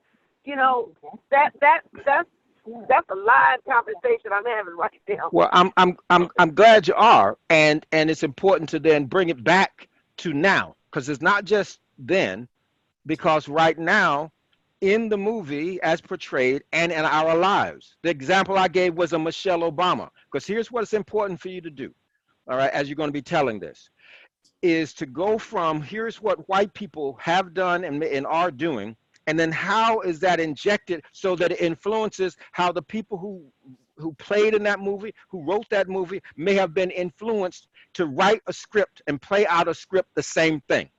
This is the difference in the Warrior Hill Builder story, okay? We say what the oppression is, and then we talk about how that has been injected via this script and how we are going to do something different, okay? And I really want you to hang with that, okay? Because I want your leadership not only to be, here is what you're challenging with white folks, but also your own discovery of your oppression and other ways you've seen it among our people. Because what we're really trying to do is I ain't trying to correct white folks with this. I don't care about white folks. I care about us learning how to tell the story differently, all right? And making sure that we don't tell a story where we don't allow Harriet Tubman to shoot this man. because we want to ride off in the horse on the horse and be more moral. Okay, we're gonna give him a Well, lecture. I want to address that too, real quick. I want to address that too. I actually disagree with you on the part about, her not shooting that. You remember I told you, remember when I told, when you asked us what was the part that I didn't like or whatever, and I said I didn't like the fact that she didn't shoot that white boy when he was on his knees. I said my favorite part was when she had the white boy on his knees. That was my favorite part. And then the part I didn't like was that she didn't shoot him while she had him on his knees. And so, So what's your disagreement? What's the disagreement? My disagreement with Wekesa is that, the next scene or soon after that scene, she torpedoed 200 of the white boys. No, she didn't. She didn't shoot anybody. You told me that there was that shoreline was torpedoed. That was never shown. No, listen. You never saw that in the movie. No, I didn't. No. I didn't see that in the movie, but you told me. No. We're talking about what was portrayed there. Okay. Okay. They went from when she. Be real clear. This is morality in service of oppression. She says she tells the guy who has been helping her, had been converted from a tracker, to take her family on because she has to stop Gideon because she doesn't want Gideon to be tracking her family anymore. Okay. So here comes, she sees Gideon and Bigger along, okay? Both of who are made up. They never existed, okay, in real life, okay? And so she's going to stop them. And she never, although she has opportunity, to kill the person who will continue to track her family and track her, and she doesn't do it. All she does is shoot him in the hand, okay, and lets him go, and with a lecture. What is the lecture? It is shame the devil, okay, and then when she rides us on her horse, she is more moral. She's made the more moral choice, okay, right? You don't see anything about torpedoing anything there. All you see her next is her standing there with the soldiers there. And her promise to him is, well, guess what? The Civil War is coming and you have to put all of this on your head. All that is in that script is called STD. It's shame the devil. See, there are 4 of them, Deborah. One is morality in service of oppression, and its corollary is shame the devil. This is when we think if we shame white folks enough, then we're going to get free. They're going to do something different with us. Yeah, I've never subscribed to that. I understand that. I'm not accusing you of that. I want you to be able to see it in the movie in terms of analysis, and also make sure it doesn't happen in terms of as you're telling the story, and others see how it happens. I'm not talking about what you do. All right. And no, but what I'm saying though, Wekesa, what I'm saying is that when I talk to people about that scene, I tell them what you told us afterwards. I said that she does end up killing a whole bunch of white boys. But that doesn't justify what they put in there, because the instruction. No, I get it. I get what you're saying. Okay. What we're looking at is the impact of how we tell stories. That's all. Okay. We're not talking about the impact of telling the story that way will have us have courage, but not the courage that's necessary to take white folks out if we need to do that and when we need to do that. Got it. See, I got that. George doesn't get that kind of courage from it.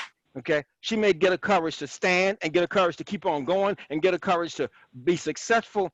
But now if then a white person stands in the way of that, the courage to take them out figuratively or literally, okay, is something then we have some moral pains about, okay?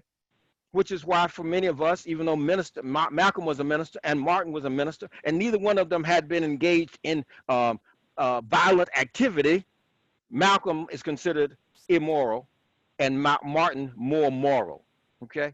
It is what is communicating to our people.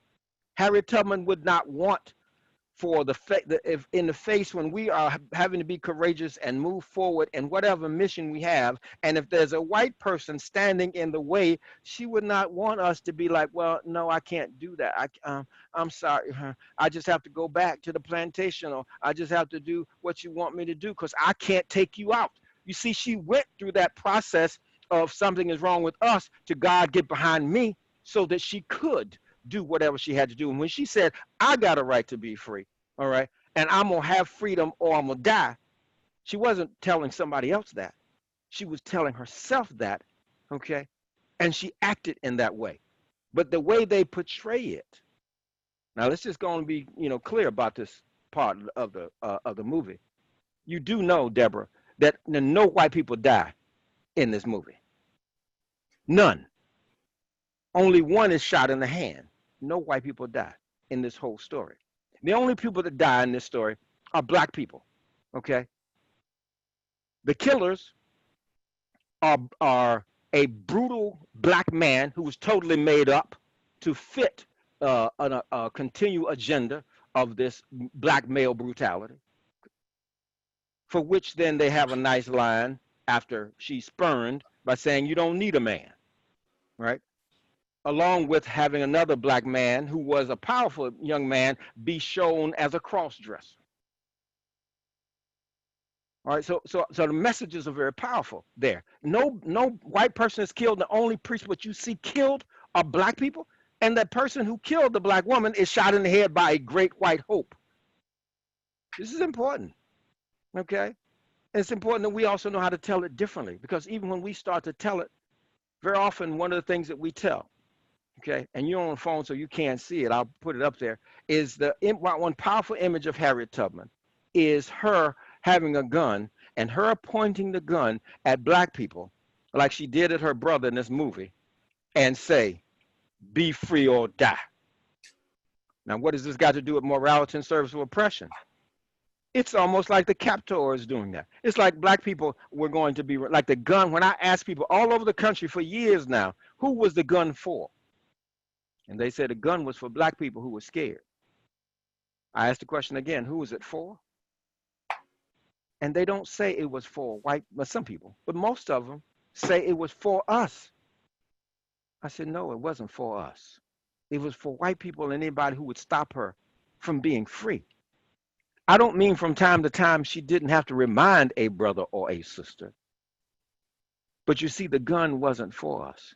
And when in Washington, D.C., I asked people to envision Araminta. I said, I want you to close your eyes. Breathe deeply. I want you to imagine that you're a part of her posse, because I don't call it a brood.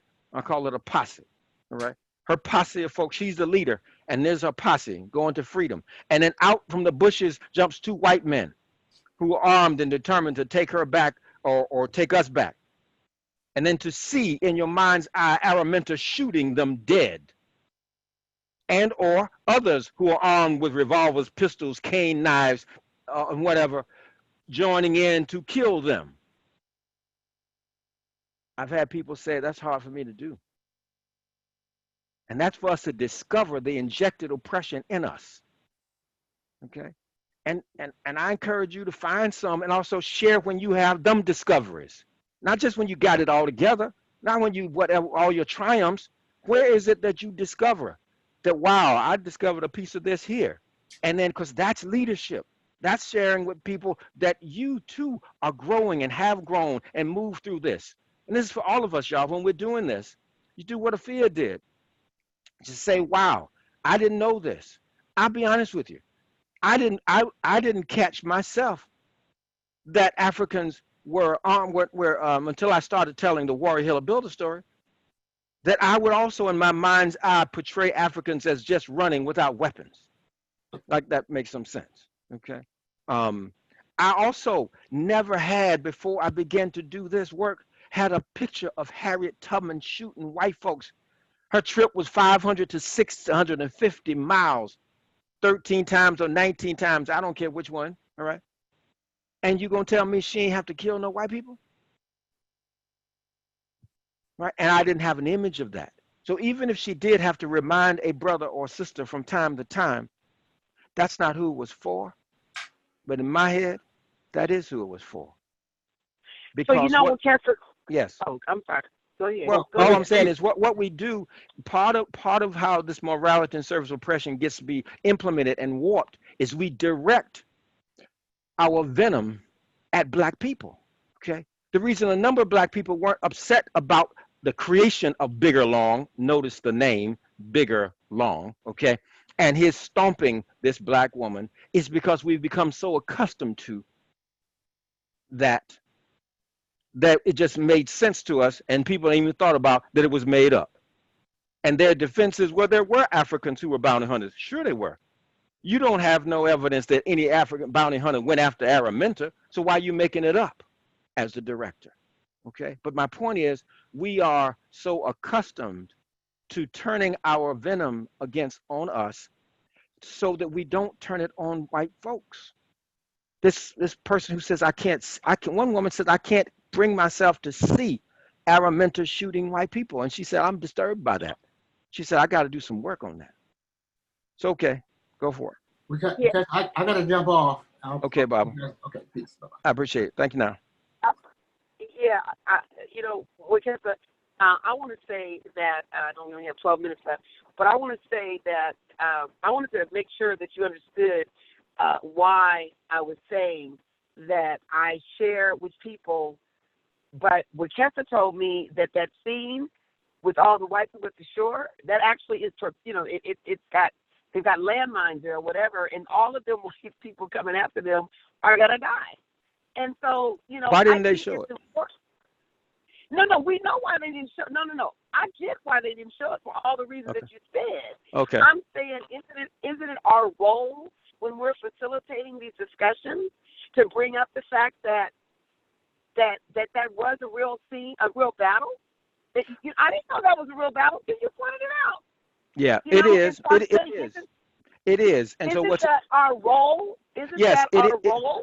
Well, it is, but not the way you shared it is as if it justified her not killing the white man. No, that's not what I meant. I didn't get okay. I didn't get a chance to finish my point before you said that. I was letting you say what you had to say, but no, that was not my point. Sharing that. Oh, absolutely. So you're absolutely right. Yes, it is our responsibility to say, there was a battle of the Combahee River. Okay. And when we come next time, we're going to, because we won't be dealing so much with the movie, we'll be going through some of the story. And the story of the Battle of the Combahee River that you heard some today, it's an opportunity to tell that, okay? So, the best way to do it is just to me to say, let me tell you about the battle of that, what they said at the show at the end. Let me show you. Let me tell you that. And it only takes a minute or two, in terms of versions, being able to tell them that how many white people were killed. Okay, the organization of black people, okay, her spy work, her gaining confidence, and seeing those strong black men and women who knew where the torpedoes were and knew how to take them out, all right, and the black men who hit those, so because that little scene at the end, okay, the only reason they were going is because Africans had already raided the plantations, okay, white men wouldn't just be running behind them with shotguns threatening to shoot them. All right. And then dramatically they pull theirs like, we're going to shoot you if you shoot them. No, it wouldn't even happen like that. They'd be firing on Africans when they're running. Okay. But the African soldiers had already raided the plantations. Okay. And so to me, show that. Yes, it is our responsibility to show that. All right. To tell. That's why, to me, we're having these classes is so that we know or be able to say, baby, if you think that scene, like I told with Joy, when she said that was inspiring, I said, cool. Now let me tell you the rest of the story, okay? And so I was able to give that, all right, which to me is a little bit different than where those people are going to end up. Because to say it like that is almost like justifying the stuff that they did. And it's just not, I hear you, that's not what you intended, okay? The impact of it in terms of the way it came out was as if that's what it will be. And my thing is you, instead of at that point detach from the movie, like Joy was excited about that, she took courage from that, cool. It makes sense. All right, any number of parts of our story can make sense. What I then says, come on, let's deal with this part so that you don't get stuck with the contamination that's a part of the scene in the movie. All right, the contamination of her being the superhero, her, as opposed to her working with black people to execute such a thing. That's showing unity and showing collaboration, and vulnerability, and humanness, okay, and success, all right, including killing white people who were killing us. And so we move it outside of theirs by being able to say, and that's what I want us to do. That's what being a Tubman teller is in this kind of environment. They say this, oh, you know what? I'm glad that you inspired by that. You'll be inspired by the rest of the story. Let me just tell you a little bit, and then start to say, bam, here that is. Okay. So that's what I encourage you to do, to move it outside of, like, use that as a kind of launch pad, and then tell them a little bit more about this story of the Battle of the Combahee River, okay, which is well known, well documented, okay, and can send them to go to learn much more about that. All right, it is 1:22. And I want to appreciate everybody for being here, for taking your precious time to come, to becoming part of knowing what's needed in order to, what you need, what you want, what you can get to tell this story, this powerful story, because many people will be inspired by that movie. And I think that's good that they will be inspired by that movie. And if they'll be inspired by that movie, then they're going to be sent to the moon by the stories that you have to tell. Okay. Which is why my focus is telling us what the stories are that actually correct some of the scripts that the movie may have fallen prey to. And they did not fall prey to UBO. They did fall prey to MSO, morality and service oppression. They fell prey to SHT, making her, that is a superhero trap, and STD, and that is shame the devil. That's when Gideon was on his knees and she's going to lecture him and as if to shame him. That also comes up when we say, oh, she shot him just because she was black. Amy Geiger shot that boy just because he was black. That's also shaming the devil, as if that's going to move white people. She didn't shoot him because he was black. She shot him because she's racist toward black people. Okay. You understand what I'm saying? The difference is, and that's one of the dangers of shame the devil, is it actually makes us feel powerful when it actually, and in some ways, is hurting us. So a young child growing up hearing that she shot him just because she was black, then learns what the solution is. The solution is to not be black. Okay, so I'm gonna marry white. Okay, and I'm gonna lighten my skin, and I'm gonna try not to be black because that's protection. Okay. I'm gonna send them to Ivy League schools, and we're gonna talk white, and we're gonna whatever, because my mama, everybody already told me that if you are black, you will be killed, because she shot him just because he was black. So it's a danger in that. One more, and that is the one called the massacre. When you talk about Black Wall Street, and they say they massacred us. Well, why do we tell the story that way? They massacred us. It is to shame white folks, as if we shame them, then somehow they will change their ways. And the real deal is a black child learning, and I've asked students about this massacre, does this inspire them to start black businesses? And they say no. It tells them if they start black businesses, there's nothing they can do, and white people are going to massacre them. They asked me, what do I say instead of massacre? I say it was a building, an invasion, and a battle. BIB. Here's what we built, worth invading, and when they invaded, here's how we battled. And even though they learned the story that we lost the battle, they are inspired to build again. When we only shame the devil, okay, when we use that, when we're gripped by that script, it has an illusion of power. She shot him just because he was black, okay, but it also hurts us. And so it's important that we look at that script called STD. That was also in this movie, and that we tell our stories differently.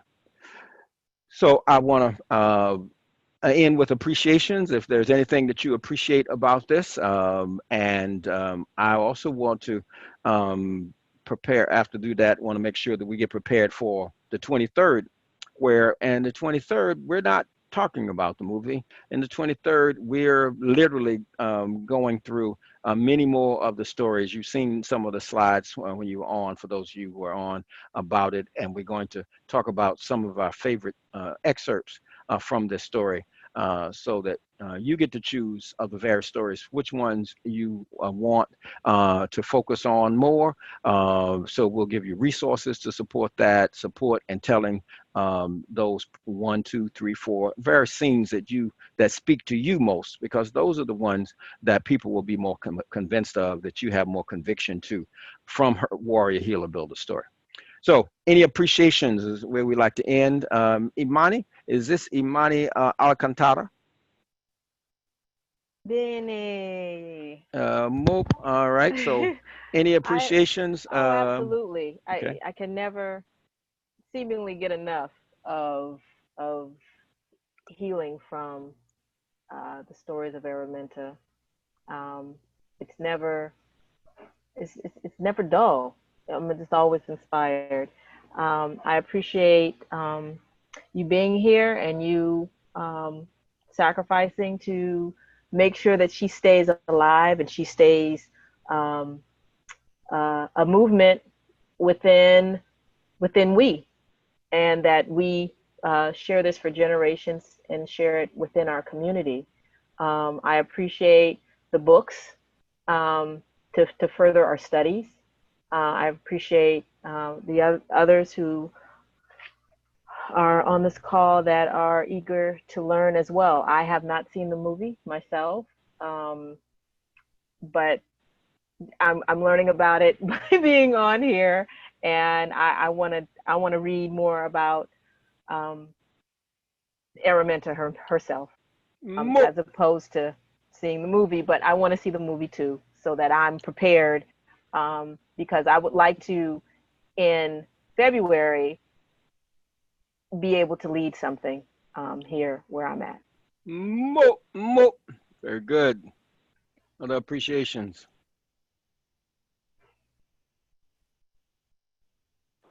This is Deborah. I would like to thank you, Wekesa, for always going so deep with stuff that, on the surface is like whatever, and then you just unpack it in ways that, help me really have a lot of aha moments. I am excited.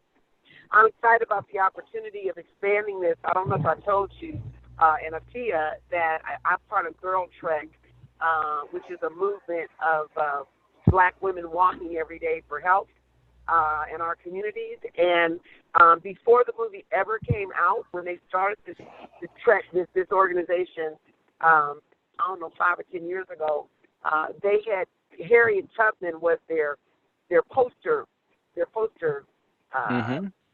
icon. Right. And so everything about Girl Trek is we are Harriet. Wow. We are Harriet. We Wow. walk for Harriet. We walk for Harriet. And they have this handbook called, 1,000 Harriet Tubman Walks. So what I'm going to do now, because I'm hosting 25 of those leaders at my house on Monday, I'm going to introduce them to your series and see if I can get them to pay you to host a webinar for thousands of Black girl trekkers around the country, where you do some of this unpacking, so that when they walk for Harriet, they'll walk with a different kind of stride. Go ahead. Fantastic. Appreciate that. No, I hadn't known that, and I certainly appreciate it. All right, Joy, it's up to you. Thank you so much for offering this today. I appreciate you sharing information. I am not as well read with Araminta as I should be, but I want to thank you for offering, you and Baba Kojo and other people offering resources so I can get better read. and also you offering some insights that make me think about the movie more critically. And I appreciate that. Thank you. Thank you so much for being you and for sharing your journey. In terms of your journey of growth and development and inspiration. I really appreciate that. And also, is Evelyn and the Dudiami family still on? It's Cool Baba. Evelyn's dealing with Alperine. I appreciate your skill at managing meetings. It's inspirational, in keeping the goal or the task at hand.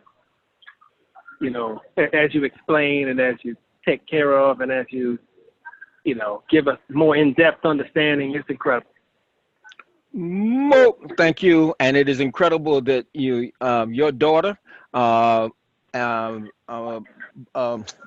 those of you who don't know, the voices that you hear, the mother and the father of Ayo Deli Dudiemi, who will be hosting that. And Bauku, you may not know, but Deborah Watkins is a major advocate of folks in the Bay Area and in California, providing donations and organizing children to attend for that, and a big up for that.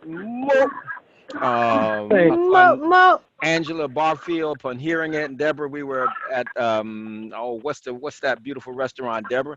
I want to call it Plate. No, not Plate. This was when we were together the day before Plate, because that's when I told y'all about it, and y'all just jumped on it.